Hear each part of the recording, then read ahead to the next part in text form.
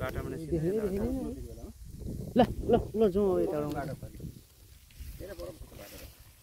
उता उताबाट यता तपाईको सेवा र होटल छ उताबाट यता सन्तोषजी जाउँ सेवा र घर जग्गा सेवा र घर जग्गा चाहिँ छ होटल हैन घर जग्गा होटल होटल पनि छ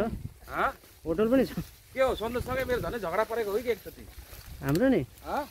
हाम्रो यो दिदी उताबाट यता यता यता आयो उहाँसँगै मेरो झगडा परेको हो कि फोनमा यहाँबाट निस्किन सकिन्छ काका आउनुभयो बाटै होला तोयको बाटो चाहिँ निस्किनु न दुई किता नि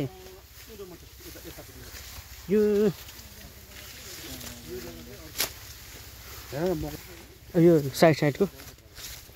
मकै त नि है त्यतिको मकै त फल्यो है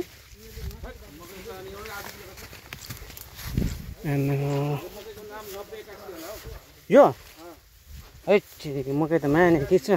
किसानलाई सलाम गर्नुपर्छ हौ किसानलाई धन्यवाद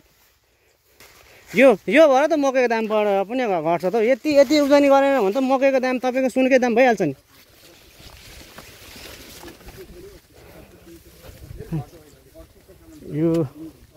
यो हाम्रो 50 बिघाको प्लटमा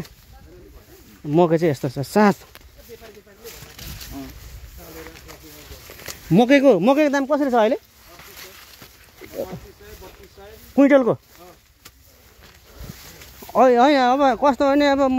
कृषकले राम्रो गरिदियो भने उता खानेलाई पनि त उपभोक्तालाई पनि त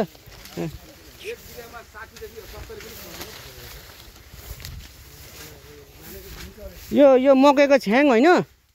मकैको छ्याङ कतिले खायो साह्रै राम्रो हुन्छ त छ्याङ त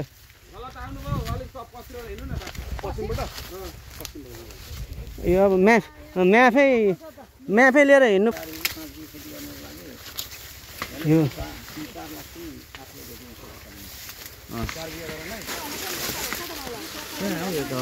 यो अब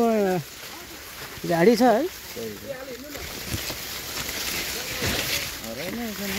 है त हराइन्छ नि यहाँ त सानो चिनो मान्छे हो भने त बेहोसै हुन्छ नि लानेट मान्छे यहाँ निक्लिन गाह्रो पर्छ नि हौ कहाँ छ दिदी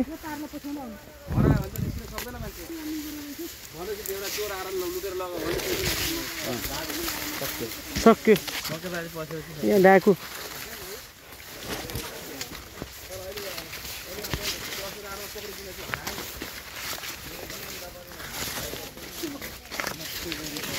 कृषकलाई चाहिँ धन्यवाद दिनुपर्छ हौ यहाँको कृषकलाई चाहिँ हाम्रो उसले चाहिँ सम्मान नेपाल सरकारले सम्मान गर्नुपर्ने हो यहाँको कृषकलाई यत्रो हेर्नु त अनि एउटै बाँझो छैन नि त हाम्रोतिर त पुरै बाँझो छ हौ माथि हेर्नु त कति बाँझो छ अल्छी लिएर छ नि त मान्छे त अल्छी चाहिँ हाम्रो माथि सुगम क्षेत्रमा बसेर माथि बसेर डोन पल्टेर है कोठेबारी खुस्रिँदैन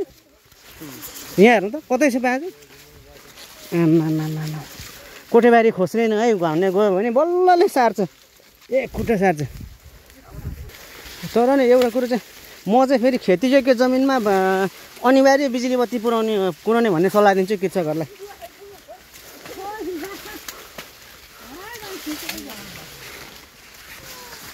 सफा ठाउँमा बस्ने हो नि त